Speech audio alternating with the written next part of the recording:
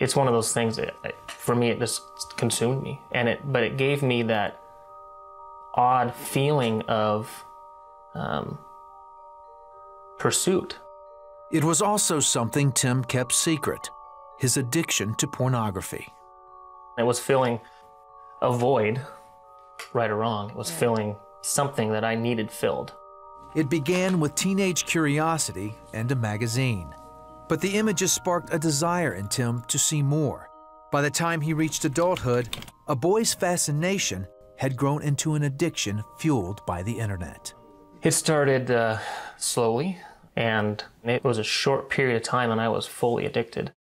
Yet no one ever suspected Tim had a problem. After all, he was a Christian who was active in his church. Even when he married, his wife Stephanie had no idea he was hiding something. I knew we had some issues, but I didn't think they were horrific by any means. I thought we had a pretty healthy marriage. Tim also traveled for work and as a member of a vocal group.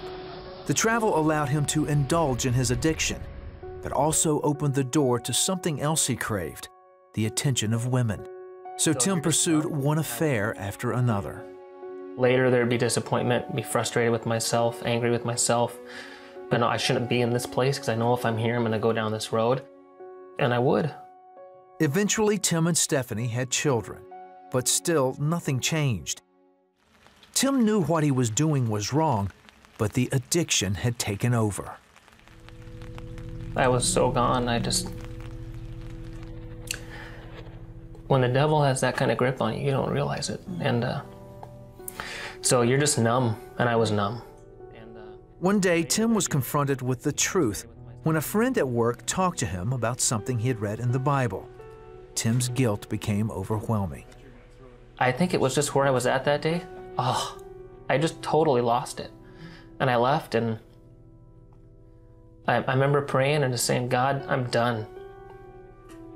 I'm done. Do what you want. And he took it away. The addiction was gone. The desire for affairs was gone. That to me was probably the most impactful moment in my life, because it was so real. And that's when my faith became real. But Tim still had struggles and continued chatting online with women. Even so, he worked on being a better husband and father.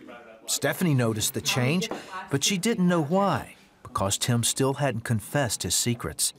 One day, it all came out when Stephanie came across a Facebook entry from her husband to a woman she didn't know.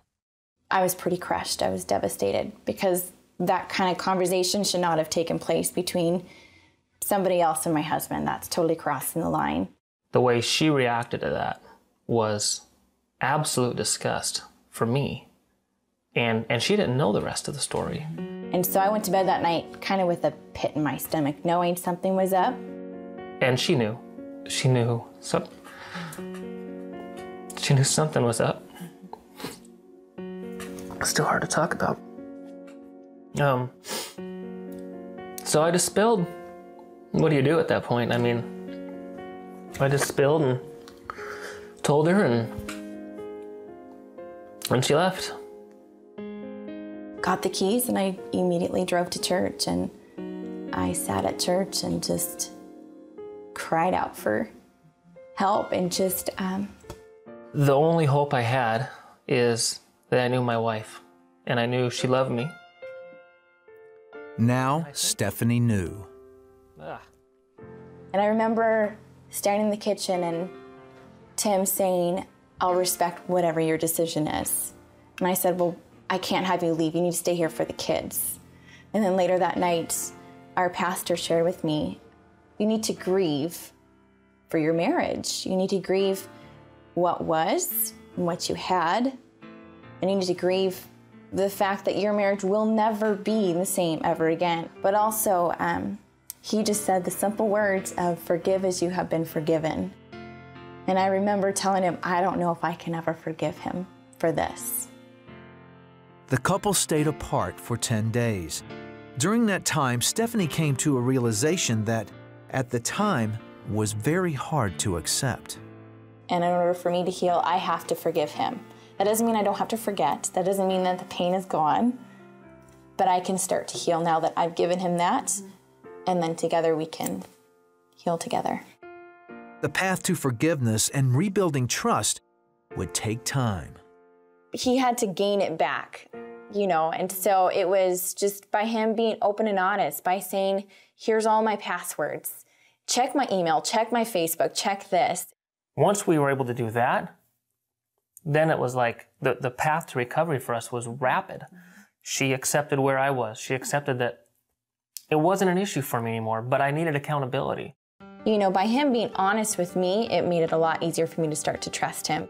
The Broers must understand that healing and forgiveness come through God. Without God, I don't know how, I don't think we would be sitting here today. I know we wouldn't be sitting here today. We were taught that Christ had to be the center of the house. And I think that's backwards. I think Christ needs to be center of your life. And if he's the center of your life and the center of your wife's life, he will by default become the center of your house.